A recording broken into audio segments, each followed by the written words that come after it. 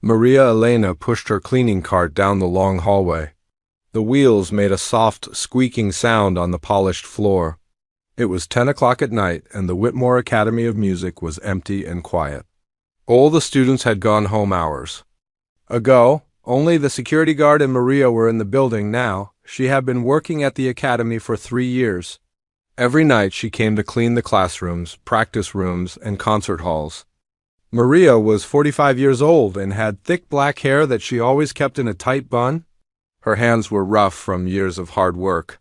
She wore a simple gray uniform and comfortable shoes that made no sound when she walked.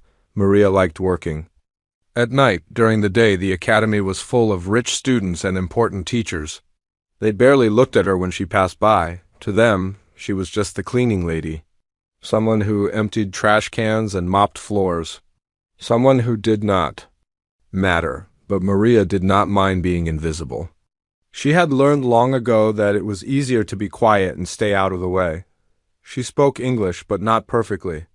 Sometimes people made faces when they heard her accent. Sometimes they talked to her slowly, like she was stupid. So Maria said as little as possible. She pushed her cart into the first practice room. It was small, with white walls and a window that looked out onto the garden. In the center of the room sat a black piano.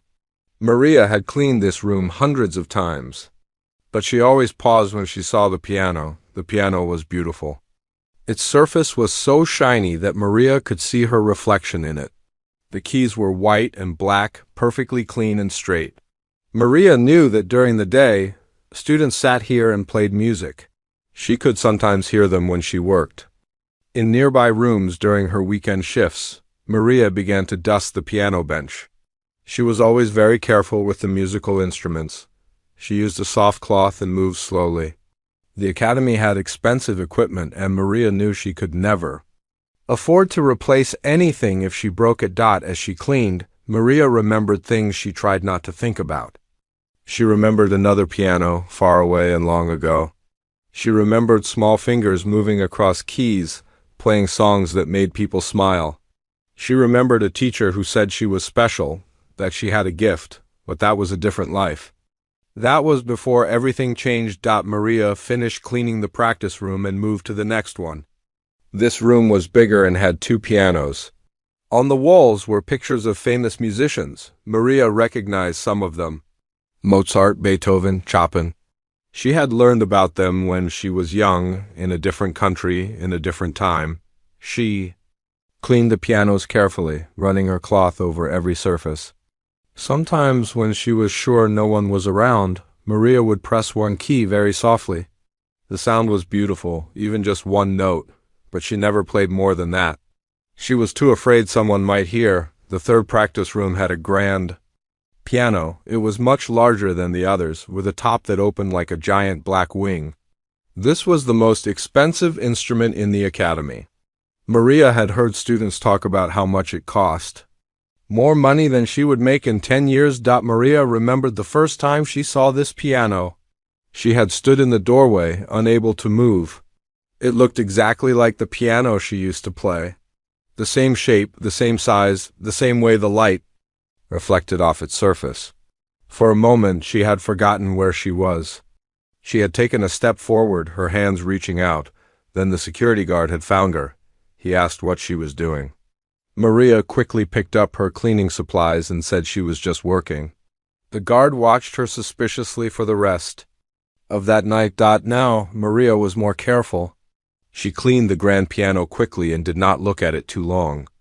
But sometimes when she polished its surface, she could almost feel the music inside it, waiting to come out. After the practice rooms, Maria went to clean the main concert hall. This was her favorite part of the job, even though it was also the hardest. The hall was huge, with hundreds of red seats facing a stage. On the stage was the most beautiful piano Maria had ever seen. The concert hall piano was different from all the others. It seemed to glow under the stage lights. Maria had watched from the balcony during her weekend shifts when students gave concerts. The music that came from that piano was like magic. It filled the entire hall and made Maria feel things she had almost forgotten. Maria started cleaning the seats. She wiped each one carefully, removing dust and programs left behind from the last concert. As she worked, she let herself imagine what it would feel like to sit at that piano on stage. What it would feel like to have hundreds of people listening to her play, but then she shook her head. Those were foolish thoughts. She was just a cleaning lady now. She had been a cleaning lady for 20 years. That other life, the life with music, was gone forever. Maria finished the seats and moved to the stage. She was not supposed to go on the stage during the week, only on weekends when she did the deep cleaning. But sometimes, when she was very tired and the building was very quiet, she would walk to the edge of the stage and look out at the empty seats. Tonight was one of those nights. Maria stood at the side of the stage and looked out into the dark hall. She imagined it full of people in beautiful clothes waiting to hear music. She imagined herself not in a gray uniform but in an elegant dress, walking to the piano with confidence. For just a moment, Maria let herself remember how it felt to play, the way her fingers knew exactly where to go, the way the music flowed through her like water, the way people looked at her with respect and admiration, not like she was invisible, but the memory hurt too much. Maria quickly finished her work and pushed her cart out of the hall. She had other rooms to clean and she needed to finish before morning. The next part of her route took her past the teachers' offices. Most were dark, but one had a light on. Through the open door, Maria could see Professor Williams working late, grading papers. She knew he taught piano to the advanced students. Professor Williams was one of the few people at the academy who was kind to Maria. He always said hello when he saw her, and he spoke to her like she was a real person, not just a cleaning lady. Sometimes he even asked about her family. Tonight he looked up when Maria passed by. "Good evening, Maria," he said with a smile. "Working hard as always." "Good evening, Professor," Maria replied quietly. She wanted to say more, but she never knew what to say to such important people. As Maria continued down the hallway, she heard music coming from Professor Williams' office. He was playing something on a small keyboard. The melody was sad and beautiful. Maria stopped for a moment to listen, her eyes closed. The music reminded her of home. Not the home she had now, in a small apartment with noisy neighbors, but her real home. The home where music lived in every room, where pianos were not just furniture but friends, where her talent was not a secret she had to hide. Maria opened her eyes and kept walking. She had work to do, and the night was not getting any younger. By 6 in the morning, every room needed to be perfect for the students and teachers who would arrive soon after. But as she worked, the melody Professor Williams had been playing stayed in her head. It followed her from room to room, reminding her of who she used to be and making her wonder if that person was still inside her somewhere, waiting to be found again. 3 weeks later, the Whitmore Academy was preparing for its biggest event of the year. The annual donor gala was tomorrow night, and everyone was rushing to make everything perfect. Maria had been asked to work extra hours to help get ready. During the day, Maria watched as workers brought in fancy decorations. They hung golden lights from the ceiling and placed white flowers on every table. The main concert hall was being transformed into an elegant dining room. Round tables with crisp white tablecloths filled the space where the audience seats usually were. Maria had never seen the academy look so beautiful. She felt nervous about working during the gala. Usually she only worked when the building was empty. Tomorrow night it would be full of the richest and most important people in the city. Mrs. Henderson, the Academy's event coordinator, found Maria in the hallway. She was a thin woman with sharp eyes who always seemed stressed about something. "Maria," Mrs. Henderson said quickly, "tomorrow night you'll be working during the gala. We need extra staff to keep everything clean. You'll work in the kitchen and help clear tables when needed. Just stay out of the way and be invisible, understand?" Maria nodded. Being invisible was something she knew how to do well. "And Maria," Mrs. Henderson added, "wear your best uniform. This is a very important event. These people donate millions of dollars to the Academy. Everything must be perfect." The next evening, Maria arrived at the academy an hour before the gala started. She wore her newest gray uniform and had braided her hair neatly. In the kitchen, she met the other extra workers. Most were from the same cleaning company as Maria. The head chef, a large man named Bruno, explained their duties. You ladies will help serve food and clear dirty dishes. Move quickly and quietly. These rich people don't want to notice you. If they don't see you, you're doing your job right. As 7 o'clock approached, Maria heard cars arriving outside. Through the kitchen window, she could see expensive cars dropping off guests in beautiful evening clothes. The women wore long dresses that sparkled under the lights. The men wore black suits that looked like they cost more than Maria made in a year. The guests began entering the academy. Maria peeked through the kitchen door and watched them walk into the concert hall. They moved with confidence, talking and laughing loudly. These were people who were used to being in important places.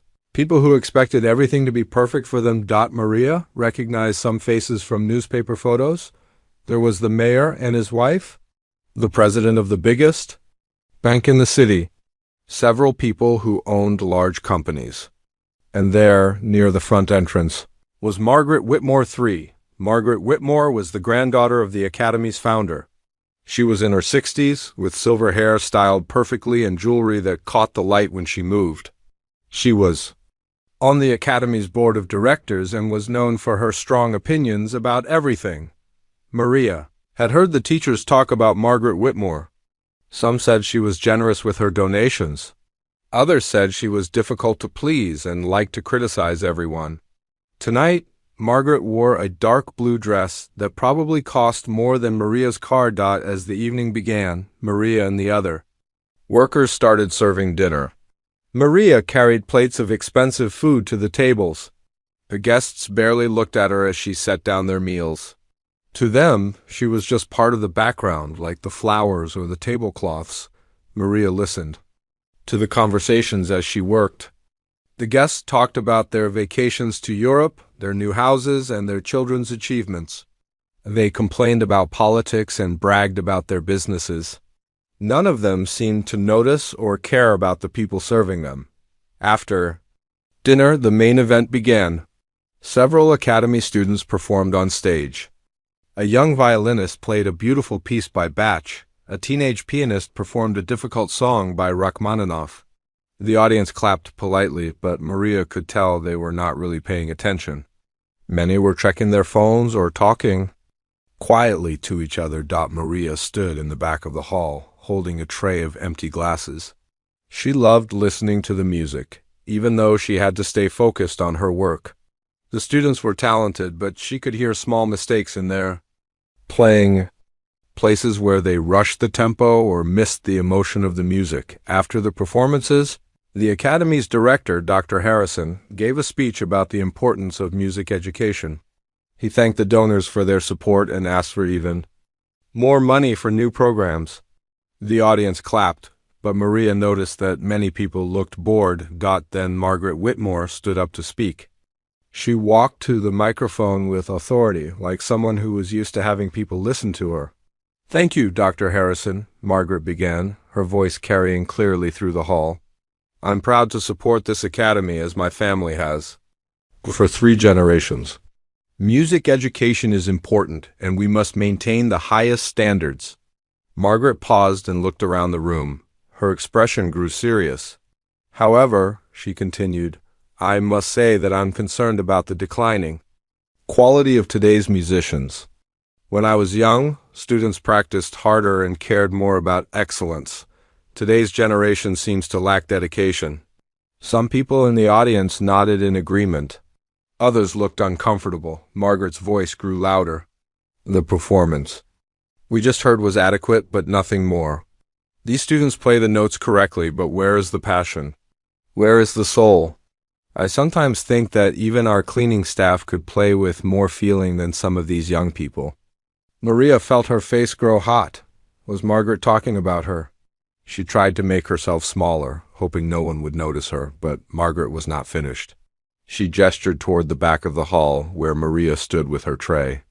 "Look at our hard-working cleaning lady there," Margaret said with a laugh. I bet she could sit at that piano and play just as well as the students we just heard. Maybe better because she would play with real emotion, not just technical skill? The audience turned to look at Maria. She wanted to disappear, to run away. But her feet would not move. Everyone was staring at her now, and she could see amusement in their faces. They thought Margaret's comment was funny. Margaret's friend, Mrs. Patterson, laughed loudly. "Oh, Margaret, you're terrible." But you might be right. Sometimes simple people understand music better than those who study it too much. Another woman, Mrs. Blackwell, joined the conversation. "What a delightful idea. We should test your theory, Margaret. Let's have our cleaning lady play something for us." "Oh, yes," Margaret exclaimed, clapping her hands together. What wonderful entertainment that would be. A real person playing real music, not just another boring student recital. The audience began to murmur with excitement. Maria could hear them talking about her like she was not even there. They were treating her like a toy, something to amuse them for a few minutes. Dr. Harrison looked uncomfortable. He clearly did. Not like where this was going, but he could not say no to Margaret Whitmore. She donated too much money to the academy. "Mrs. Whitmore," Dr. Harrison said carefully, "perhaps we should not put our staff in an awkward position." But Margaret waved his concern away. "Nonsense. It will be fun for everyone. I'm sure our cleaning lady would be honored to perform for such a distinguished audience." Margaret walked toward Maria, her high heels clicking on the floor. Her smile was bright but not kind. Maria could see that Margaret thought this was all very amusing. "What's your name, dear?" Margaret asked when she reached Maria. "Maria," she replied quietly, her voice barely audible. "Maria, what a lovely name. Now, Maria, would you like to play the piano for us? Just a simple song, nothing fancy. I'm sure you know something." Maria looked around the hall. Every face was turned toward her. Some people looked curious. Others looked like they were trying not to laugh. All of them were waiting to see what would happen. Maria wanted to say no. She wanted to explain that she was just there to work, not to entertain anyone, but the words would not come out of her mouth. She was trapped by the attention of all these important people. Margaret took Maria's silence as agreement. "Wonderful. Come along, dear. Let's see what you can do." Margaret began walking toward the stage, expecting Maria to follow. The audience was excited now, talking loudly about what was about to happen. Some people were already taking out their phones to record what they expected to be an amusing disaster. Maria set down her tray with shaking hands. She looked toward the kitchen, hoping someone would come and rescue her. But the other workers had disappeared, probably hiding until this embarrassing scene was over. Dr. Harrison approached Maria. "You don't have to do this," he whispered. "I can make an excuse," but Margaret heard him. "Don't be silly, Dr. Harrison. Maria wants to play for us, don't you, Maria? This will be the highlight of our evening." Maria looked up at the stage where the beautiful grand piano sat waiting. The same piano she had dreamed about playing. The same piano she had cleaned and polished so many times. She thought about running away. She thought about pretending to be sick. She thought about all the ways this could go wrong.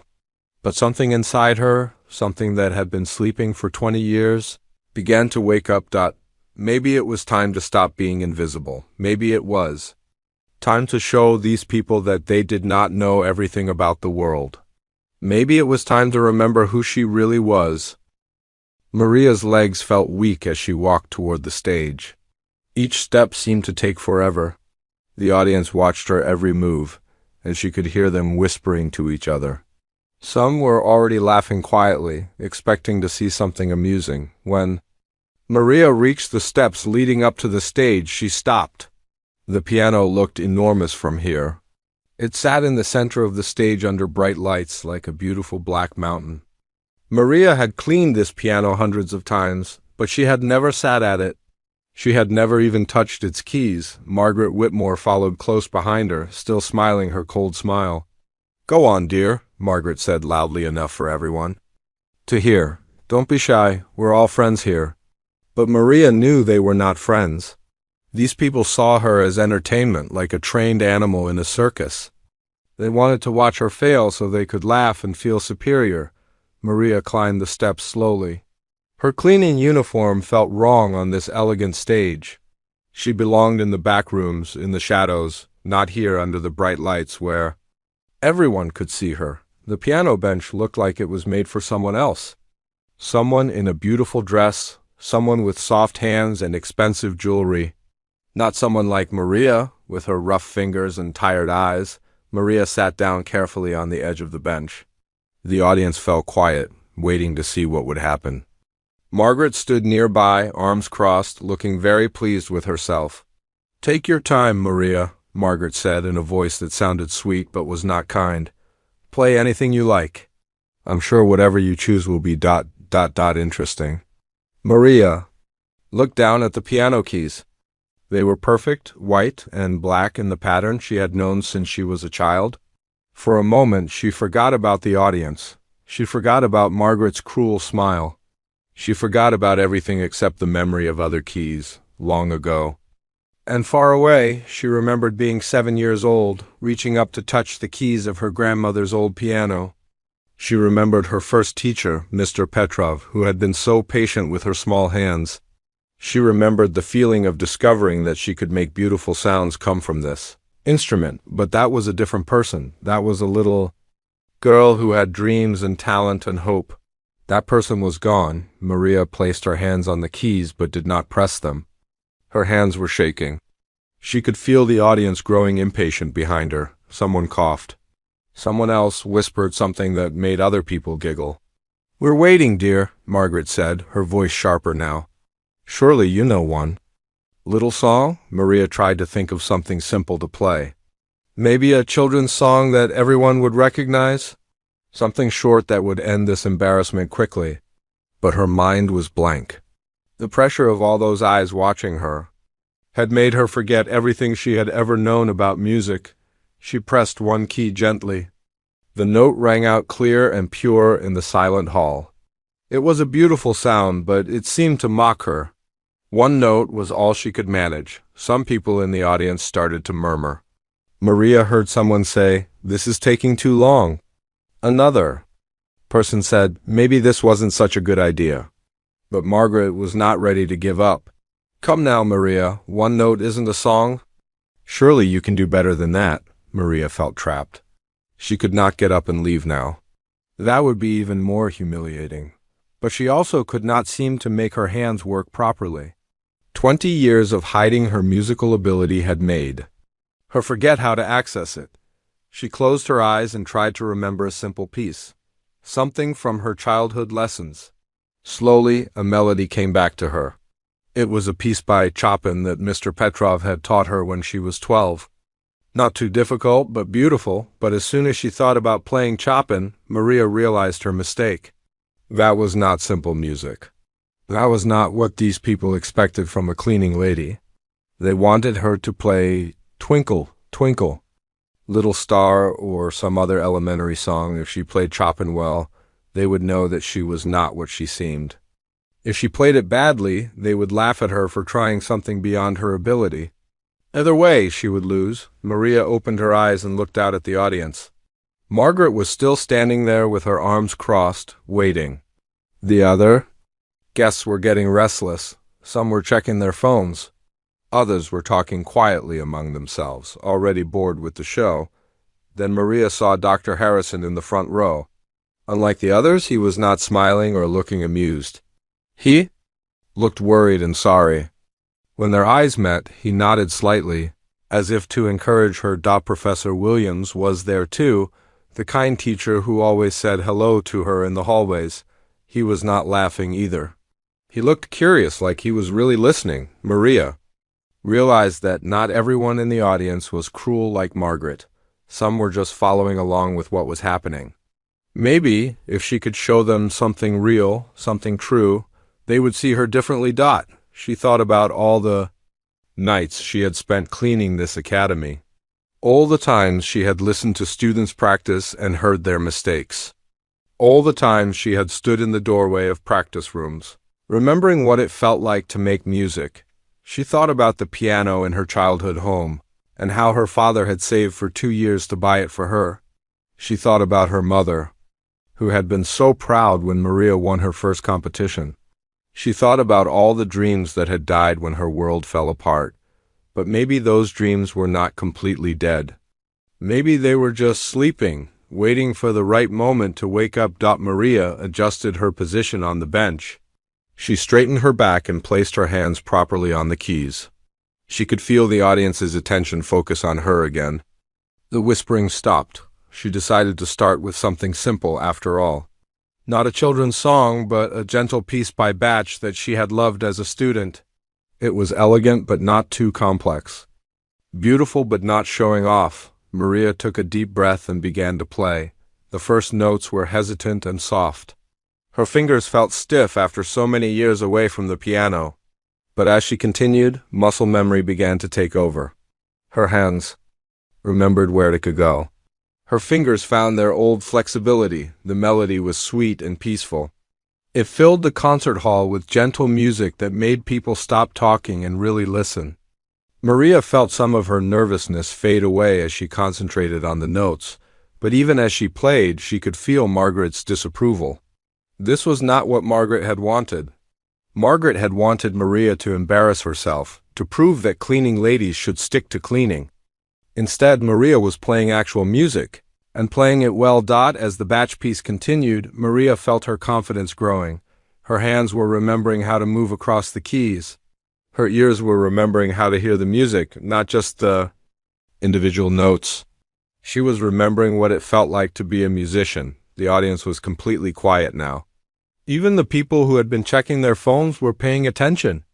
The music was too beautiful to ignore. When Maria finished the Bach piece, there was a moment of silence. Then scattered applause began. Not the polite, automatic clapping they had given to the student performers earlier, but genuine appreciation. Margaret's face had changed. She no longer looked amused.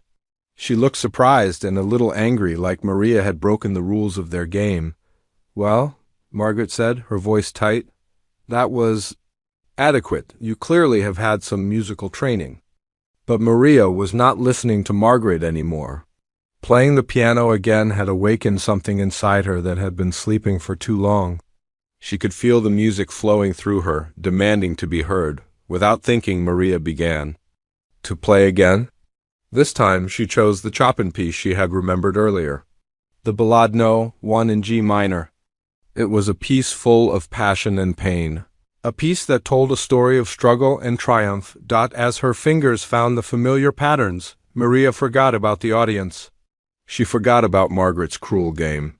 She forgot about being a cleaning lady in a gray uniform. She was just Maria, playing the piano, telling her story through music. The Chopin piece was much more difficult than the Bach. It required technical skill and emotional depth. It was music that demanded everything from the performer. And Maria gave it everything she had got as she played. Tears began to run down her face. All the sadness she had carried for 20 years poured out through her fingers. All the lost dreams, all the silent nights, all the music that had been trapped inside her heart. The audience sat in stunned silence. This was not what any of them had expected to hear from the woman who cleaned their academy. The Chopin Ballade flowed from Maria's fingers like water from a broken dam. 20 years of silence were ending in this moment. Every note carried the weight of her hidden dreams, her lost homeland, and her buried identity, the music told her. Story better than words ever could. The gentle opening melody spoke of her childhood, when music was joy and possibility. The dramatic middle section thundered with the chaos of war, the terror of running, the grief of losing everything. And the final movement sang of survival, of dignity maintained even in the darkest times. Maria's technique was not perfect after so many years away from the piano. Her fingers sometimes fumbled on the most difficult passages. But what came through? Her playing was something far more valuable than technical perfection. It was raw emotion, honest and powerful. The audience had never heard anything like it. They were used to polished student performances that were technically correct but emotionally empty. This was different. This was music that came from the soul. Mrs. Patterson, who had been laughing earlier, now sat with her mouth open in shock. The mayor had stopped checking his phone and was leaning forward in his chair. Even the waiters and kitchen staff had gathered at the edges of the hall to listen. Margaret Whitmore stood frozen beside the piano. Her plan to humiliate Maria had completely backfired. Instead of proving that the cleaning lady was beneath them, Maria was proving that she possessed something most of the audience had never experienced true musical genius. As Maria played the most challenging passage of the ballade, her years of hidden practice revealed themselves. During all those nights alone in her apartment, she had played silent piano on her kitchen table. She had practiced fingerings and memorized scores she found in the Academy's music library. Her love for music had never died. It had only been forced underground. The technical demands of the Chopin piece were enormous. Rapid scales, complex harmonies, and dramatic dynamic changes that required both power and delicacy. Maria's hands moved with increasing confidence as the muscle memory of decades of training returned to her. Dr. Harrison sat in amazement. He had run this academy for 15 years and had heard thousands of performances, but he had never heard anyone play with such emotional intensity. The cleaning lady, who had worked invisibly in his building for 3 years, was revealing herself to be a musician of extraordinary ability. Professor Williams recognized something else in Maria's playing. He heard the mark of serious classical training. This was not someone who had learned a few pieces by ear. This was someone who had been taught by masters, someone who had studied music at the highest level. The ballade reached its climactic moment, where all the themes came together in a powerful statement of triumph over adversity. Maria's whole body was involved in the music now. Her shoulders swayed with the rhythm, her head moved with the melodic lines, and her face showed every emotion the music expressed. Young Timothy Chun, a scholarship student who worked part-time in the Academy office, had never heard his teacher Chopin played like this. He studied piano himself and knew how difficult this piece was. But Maria was playing it like she had composed it herself, like every note came directly from her heart. The audience was completely silent except for the sound of the piano. Some people were crying without realizing it. Others sat with their eyes closed, lost in the beauty of the music. A few were recording on their phones, instinctively knowing they were witnessing something remarkable. Mrs. Blackwell, who had earlier suggested this performance as entertainment, now felt deeply ashamed. She had expected to laugh at a simple woman struggling with a children's song. Instead, she was hearing one of the most moving musical experiences of her life. As the ballade moved toward its conclusion, Maria's playing became even more passionate. The final section was like a conversation between hope and despair, with hope ultimately winning. Her left hand provided a foundation of strength, while her right hand soared with melodies that seemed to touch the ceiling of the concert hall. The security guard, who had been watching from the back of the hall, had worked at the Academy for 10 years. He had heard countless concerts and recitals, but he had never seen an audience so completely captivated. Everyone was holding their breath, afraid to make any sound that might disturb the magic happening on stage. Maria approached the final measures of the piece. These were the most technically demanding moments, requiring perfect coordination between both hands and precise control of dynamics. After 20 years away from serious piano playing, this was the ultimate test. Her left hand played a series of powerful bass notes, while her right hand executed a cascade of brilliant scales. The two hands worked together to create a wall of sound that filled every corner of the hall. Maria's face showed the strain of the technical challenge, but also the joy of making music at this level again. The last page of the ballade contained Chopin's greatest musical ideas compressed into a few measures. Maria played each phrase with complete understanding of its meaning.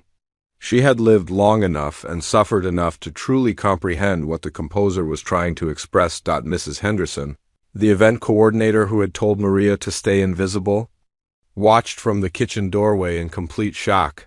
She realized that she had been working alongside a master musician for 3 years without knowing it.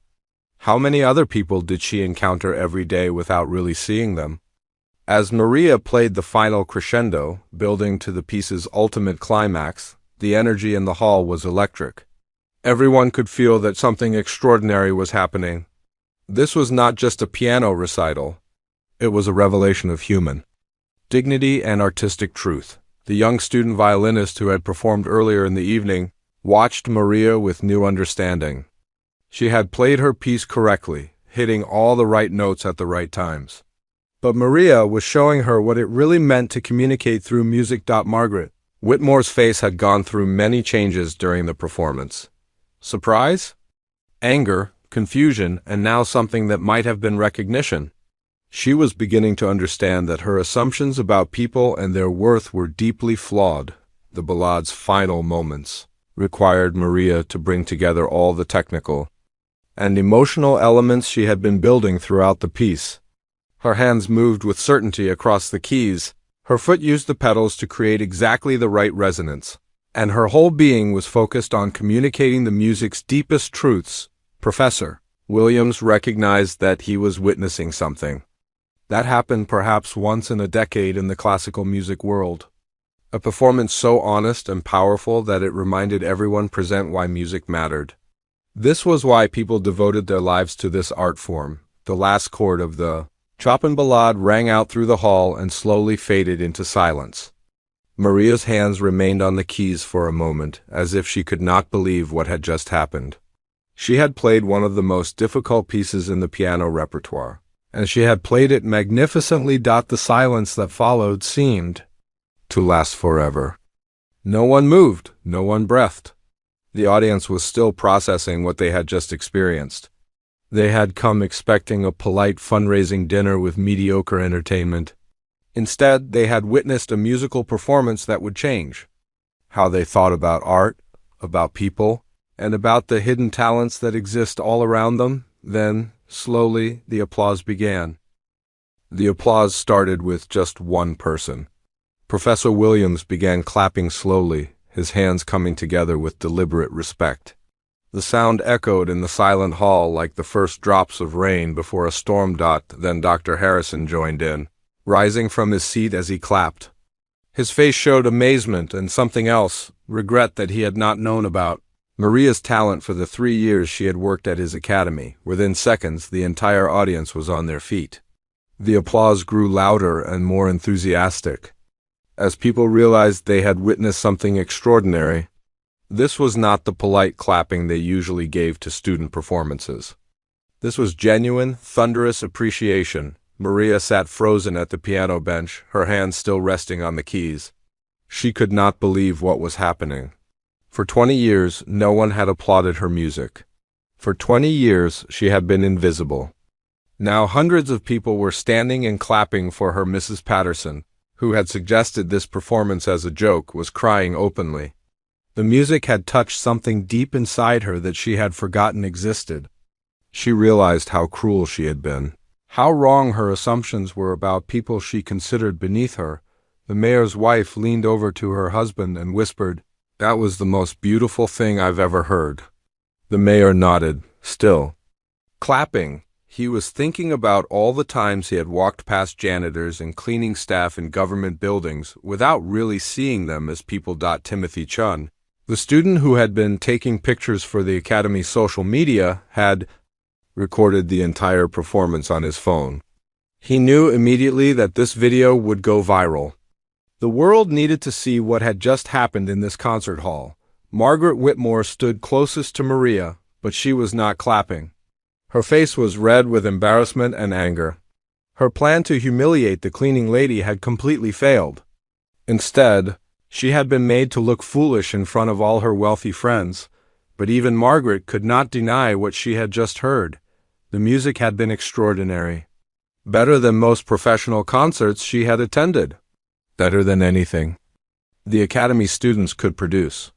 She had to admit, at least to herself, that she had been completely wrong about Maria. The applause continued for several minutes. People were shouting, "Bravo!" and "Encore!" Some were wiping tears from their eyes. Others were shaking their heads in disbelief. Everyone was talking at once, trying to process what they had experienced. Mrs. Blackwell turned to the woman next to her and said, "I feel so ashamed. We treated her like a circus act, and she's a master musician." The other woman nodded, her own face showing similar regret. Young violinist Sarah Chun, who had performed earlier, felt both inspired and humbled. She had been proud of her technically correct performance, but now she understood the difference between playing notes and making music. Maria had shown her what true artistry looked like. The kitchen staff, who had gathered at the back of the hall, were applauding with tears in their eyes. They knew Maria as a quiet, hard-working colleague. They had no idea she possessed such incredible talent. Rosa, who worked alongside Maria every night, felt proud and happy for her friend. Finally, the applause began to fade. People started sitting down, but their conversations continued buzzing with excitement. Everyone wanted to talk about what they had just witnessed. Dr. Harrison approached the stage. His usual formal demeanor was gone, replaced by genuine emotion. "Maria," he said, his voice carrying through the hall, "that was absolutely magnificent. I had no idea. We had no idea." Maria slowly stood up from the piano bench. Her legs were shaking and she felt dizzy from the rush of emotions. She had poured 20 years of suppressed feelings into that performance, and now she felt empty and overwhelmed. Professor Williams joined Dr. Harrison on stage. "Maria," he said gently, "where did you learn to play like that?" "That was professional level. Performance, graduate level even." Maria looked out at all the faces staring at her.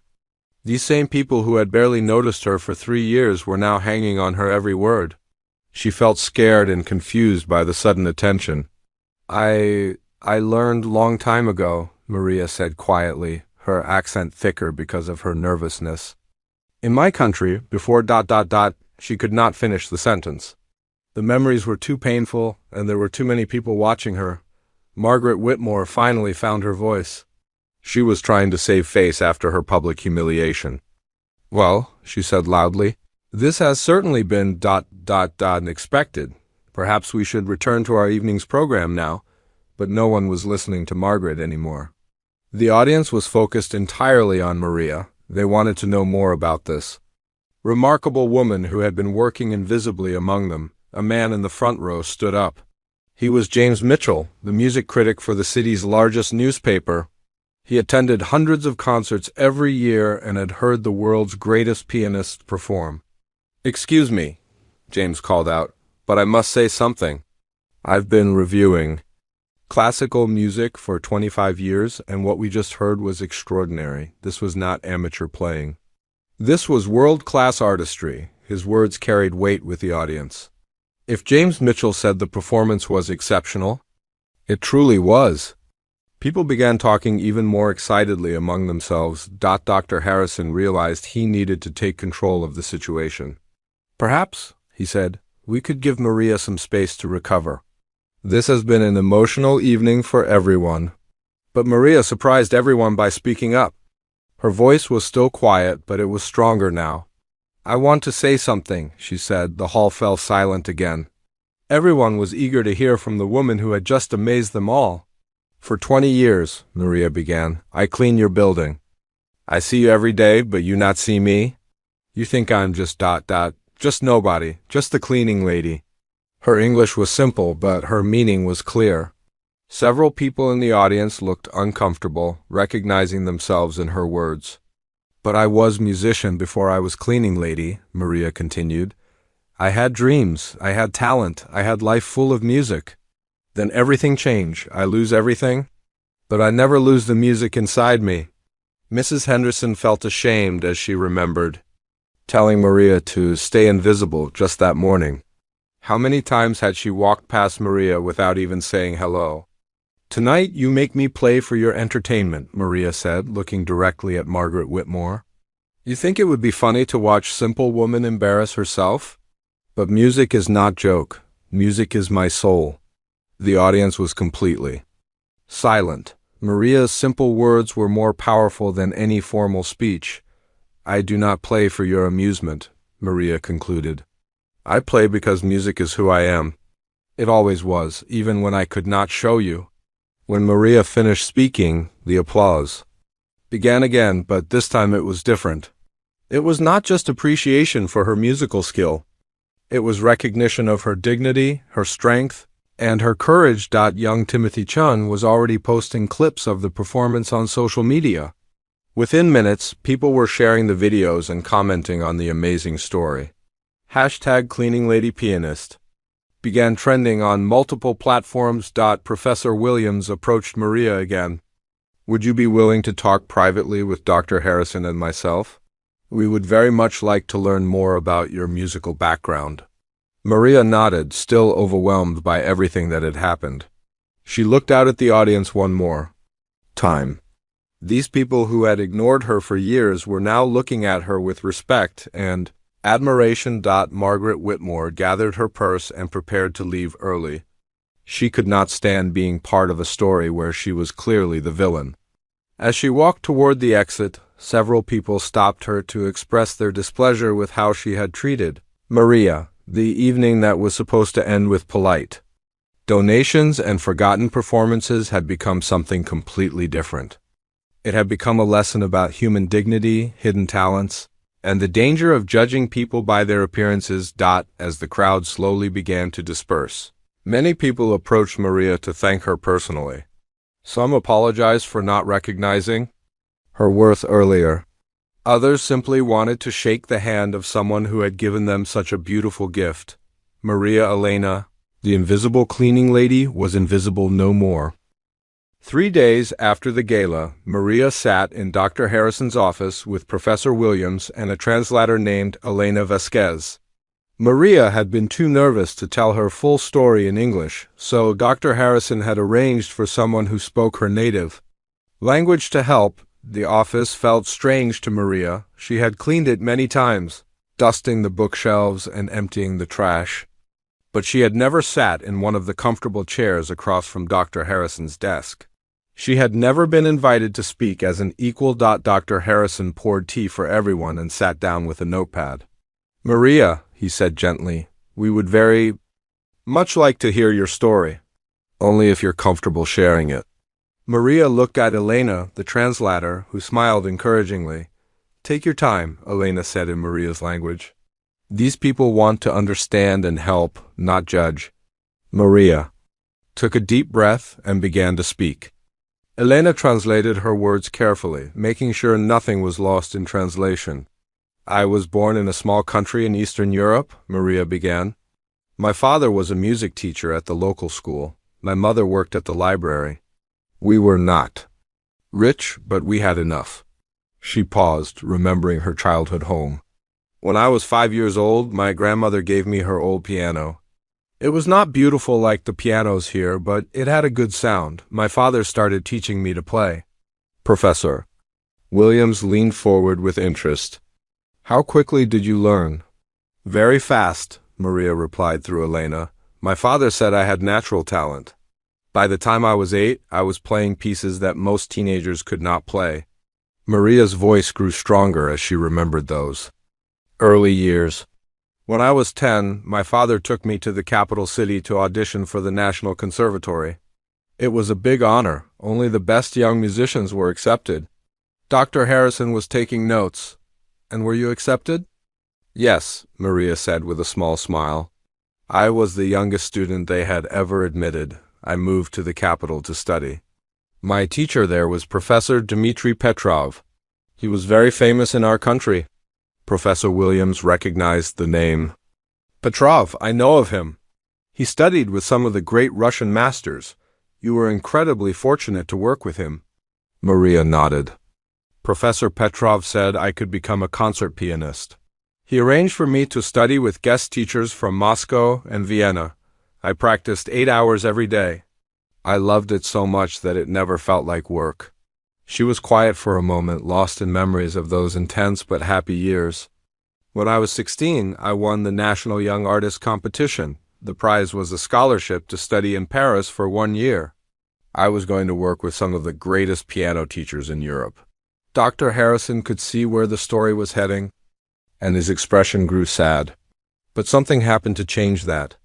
Maria's face darkened. The war started just before I was supposed to leave for Paris. At first, we thought it would be over quickly. But it got worse and worse. The conservatory closed. Students went home to be with their families. Elena continued translating as Maria's voice became more emotional. I went back to my hometown. We thought we would be safe there, away from the big cities. But the fighting came to us too. One day, soldiers came to our street. They said everyone had to leave immediately. We could only take what we could carry. Maria wiped tears from her eyes. The memories were still painful after all these years. My father wanted to take some of his music books. My mother packed food and warm clothes. But I wanted to take my piano music, all my sheet music from the conservatory. My father said there was no room, but I did not listen. She smiled sadly. I was 18 and stubborn. I thought my music was the most important thing in the world. But when we were running to the trucks, carrying our bags, soldiers started shooting. We had to drop everything and just run. Professor Williams handed Maria a tissue. I'm so sorry. That must have been terrifying. We ran into the forest, Maria continued. We could hear our house burning behind us. Everything was gone. My piano, my music, my whole life. Dr. Harrison poured more tea and waited patiently for Maria to continue when she was ready. We lived in refugee camps for 3 years, Maria said. Terrible places with not enough food, not enough heat, too many people. There were no pianos in the camps. Sometimes I would practice fingerings on a piece of wood, trying to remember my pieces. Elena's voice reflected Maria's sadness as she translated. My father got sick in the camps. There were not enough doctors, not enough medicine. He died in the 2nd year.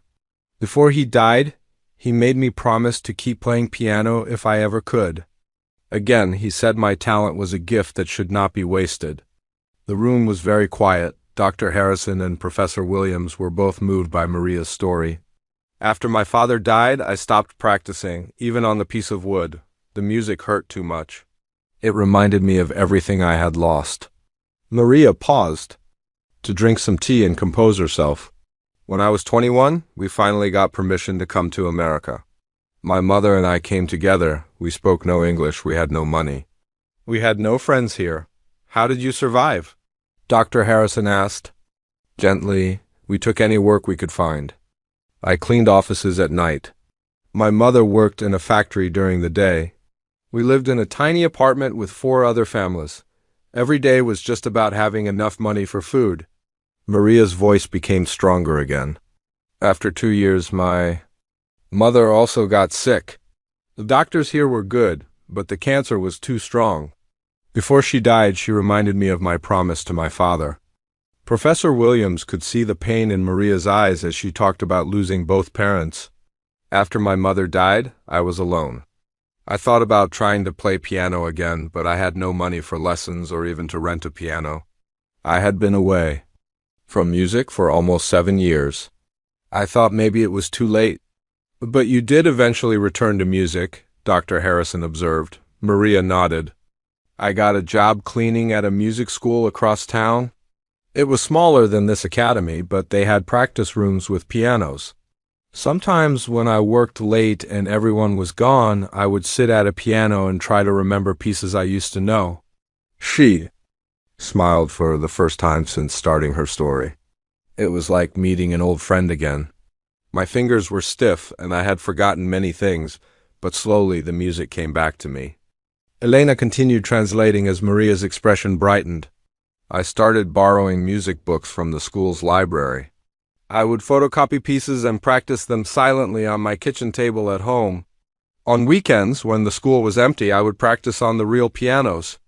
Professor Williams was amazed. You maintained your skills by practicing silently? Not just maintained, Maria said. I got better. I learned pieces I had never played before. Chopin, Liszt, Rachmaninoff. I had so much time to think about the music, to understand it deeply. Dr. Harrison realized something. How long were you at that other music school? 15 years, Maria replied. Then they closed down because of money problems. That is when I came to work here. And you've been practicing secretly all this time? Professor Williams asked. Maria nodded. Every weekend when the academy is empty, I come in early and practice. I know which rooms have the best pianos, which doors do not lock properly. I always clean up perfectly, so no one knows I was there. Dr. Harrison felt ashamed. Maria, you've been working here for 3 years, and we never knew about your background. We never asked about your life before. I learned to be invisible, Maria said simply. Invisible people do not get in trouble. Invisible people keep their jobs. I needed this job to survive. Elena added her own comment. Many immigrants learn to hide their talents and education. People sometimes feel threatened if they know you used to be successful in your home country. Professor Williams had been thinking during Maria's story. Maria, your performance the other night was not just technically excellent. You played with deep musical understanding. That only comes from years of serious study and natural talent. Maria smiled. Professor Petrov used to say that technique without soul is just noise. But soul without technique cannot express itself fully. I have had 20 years to develop my soul. The technique never completely left. Dr. Harrison closed his notepad. Maria, what you've shared with us is extraordinary. Not just your musical ability, but your strength and determination. We owe you an apology for not seeing who you really are. You do not owe me anything, Maria replied. You gave me a job when I needed one. You let me work in a place with beautiful music, even if I could only listen from outside. But Professor Williams shook his head. No, Maria, we owe you much. More than that. And we'd like to discuss how we can make things right? The video of Maria's performance spread across the internet like wildfire. Timothy Chiun's recording from the gala had been shared thousands of times in the first week. News stations picked up the story. Radio shows interviewed people who had been there that night. Maria had no idea how famous she was becoming. She did not use social media and rarely watched television. She continued working her normal shifts, cleaning the academy as she always had. But she noticed that people were treating her differently. Students, who had never spoken to her before, now stopped to say hello. Teachers smiled and asked how she was doing. Even Dr. Harrison made a point of greeting her whenever he saw her in the hallways. Maria, Professor Williams said when he found her cleaning a practice room one Thursday evening, have you seen the news coverage about your performance? Maria shook her head. She was wiping down the piano bench carefully, the same task she had done thousands of times before. You've become quite famous, he continued. People all over the world are watching videos of you playing. They're calling you the hidden maestro and the invisible virtuoso. Maria looked confused. Famous? Why famous? I just played piano. Professor Williams smiled. You didn't just play piano, Maria, you touched people's hearts. Your story is inspiring millions of people who feel invisible in their own lives. The next morning, Dr. Harrison called Maria into his office again. This time, several other people were waiting for her. She recognized Professor Williams and Elena, the translator. But there were also strangers, a well-dressed woman with a briefcase and a man with a camera. Maria, Dr. Harrison said, I'd like you to meet some people who are very interested in your story. This is Jennifer Walsh from the Steinway Musical Foundation, and this is Marcus Rivera from Channel 7 News. Maria felt nervous. She did not like attention from strangers, especially people with cameras. Elena translated as Jennifer Walsh spoke. Maria, the Steinway Foundation supports talented musicians who need help developing their careers. We've heard about your performance and your background. We'd like to offer you some opportunities. What kind of opportunities? Maria asked through Elena. First, Jennifer explained, we'd like to provide you with a piano for your home. A good instrument that you can practice on whenever you want. No more practicing silently on your kitchen table. Maria's eyes widened. She had not owned a real piano since she was 18 years old. Second, Jennifer continued, we'd like to arrange for you to work with a professional coach to help you prepare for public performances. Your natural talent is extraordinary, but there are aspects of concert performance that take practice. Dr. Harrison joined the conversation. Maria, the Academy would also like to make you an offer. We'd like you to join our faculty as a piano instructor. Maria looked shocked. Faculty? But I'm cleaning lady. You can be both, Dr. Harrison said. Or you can choose to teach full-time if you prefer. We have several scholarship students who could benefit from working with someone who understands struggle and hardship. Professor Williams added, Maria, you have something special to offer these young people. You understand that music is not just about technique. You know what it means to fight for your art? The news reporter, Marcus Rivera, had been listening quietly. Now he spoke up. Mrs. Elena, would you be willing to do an interview about your story? People are fascinated by your journey from refugee to virtuoso pianist. Maria felt overwhelmed. 3 weeks ago, she was invisible. Now everyone wanted to talk to her, help her, give her opportunities. It was too much to process. I need time to think, she said through Elena. This is all very very big. Everyone nodded understandingly. Jennifer Walsh left her business card. Take all the time you need, Maria. These opportunities will wait. For you, over the next few days, more offers arrived. Concert halls wanted to book her for performances. Music schools invited her to give master classes. A book publisher asked if she would tell her story in writing, but the most surprising call came on a Saturday morning. Maria was at home, having her morning coffee, when her phone rang. Elena, the translator, was calling.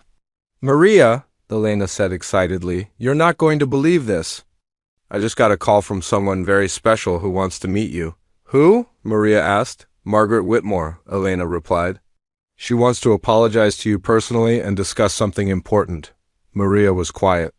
She had not spoken to Margaret since the night of the gala. She had heard that Margaret left the event early and had been very embarrassed by what happened. She says it's important, Elena continued. She wants to meet with you privately, with me translating. She has a proposal. Maria agreed to meet, mostly because she was curious. They arranged to meet at a quiet cafe downtown the next afternoon. Margaret looked different when Maria saw her. Less formal, less intimidating. She wore simple clothes and little jewelry. Her usual confident expression was replaced by something that looked like regret. Maria, Margaret said through Elena, I owe you a sincere apology. My behavior at the gala was inexcusable. I treated you as entertainment, as something less than human. I was wrong, and I'm deeply sorry. Maria listened as Elena translated. But she did not respond immediately. Margaret continued, I've been thinking about that night constantly.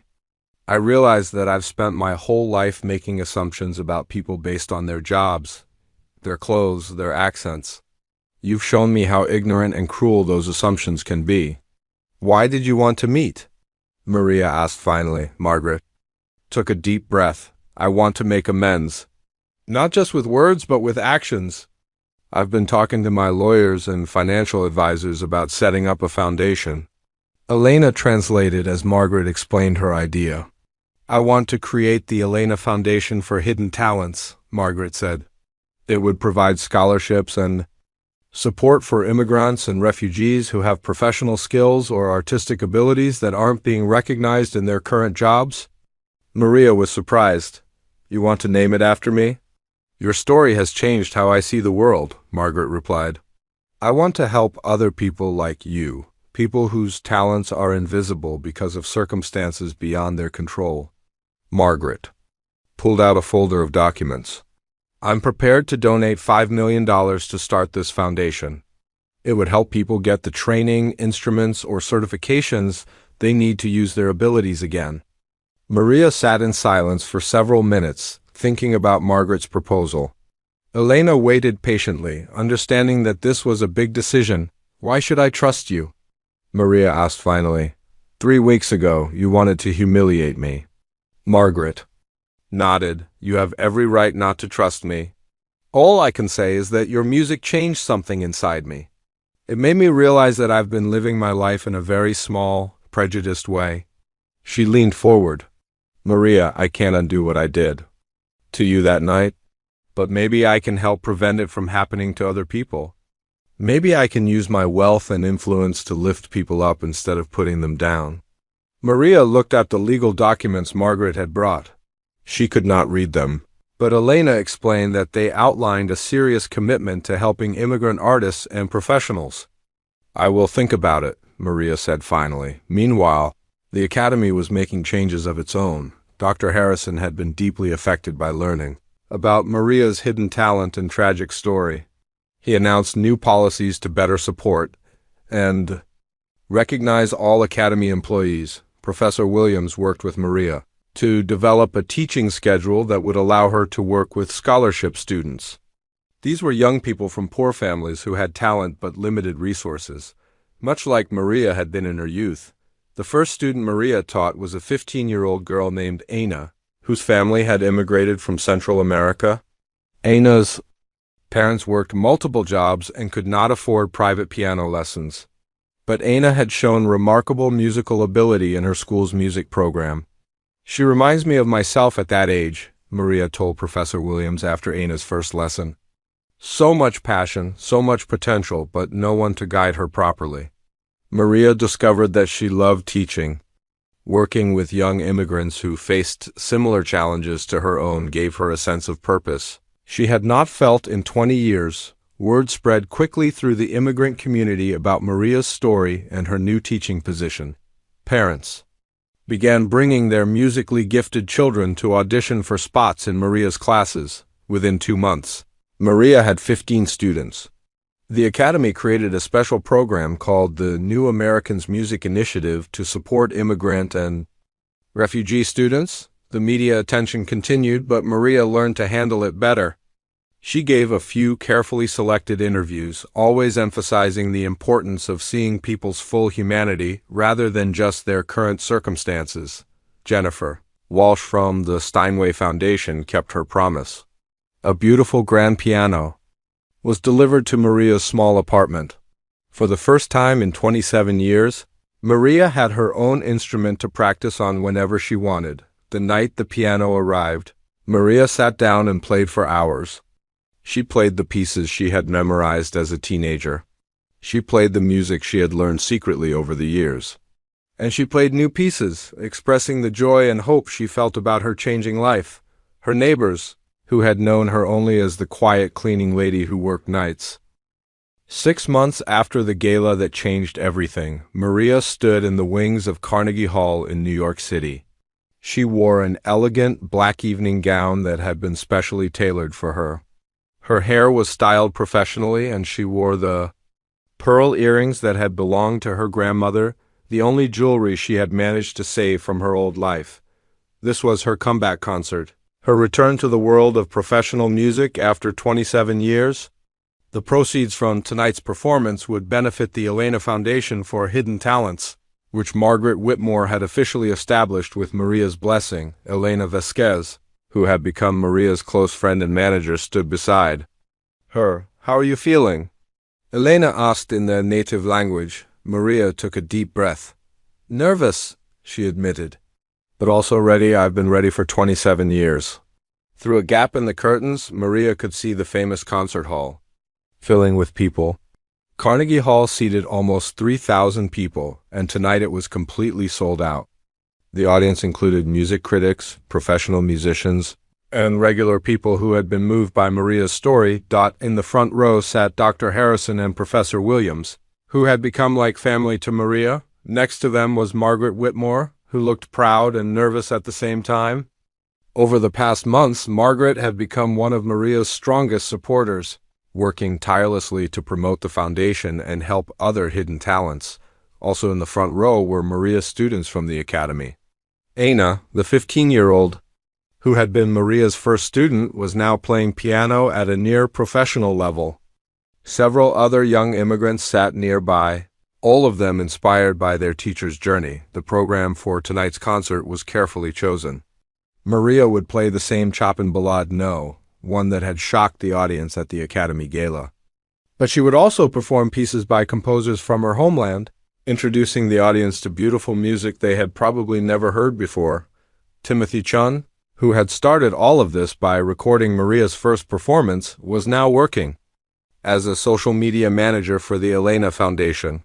He was documenting tonight's concert for the foundation's website and had arranged for the performance to be live-streamed around the world. 5 minutes, Ms. Elena, the stage manager said quietly. Maria walked to the piano that had been placed. Center stage. It was a magnificent Steinway concert grand, the same type of instrument she had dreamed of playing as a young student. She sat down and ran her fingers silently over the keys. Feeling their familiar weight and responsiveness, the last few months had been a whirlwind of change.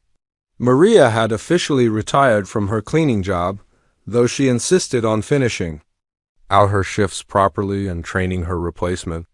She had moved to a larger apartment where her new piano fit comfortably. Most importantly, she had begun to rebuild her identity as a musician. Working with the performance coach provided by the Steinway Foundation had been challenging but rewarding. Maria's technique was still excellent, but she had needed to learn how to handle the pressure of performing for large audiences again. She had also needed to overcome 20 years of stage fright and self-doubt. Her first small recital, 2 months ago, had been at a community center, playing for an audience of 50 people. Even that had felt overwhelming after so many years of playing only in empty rooms.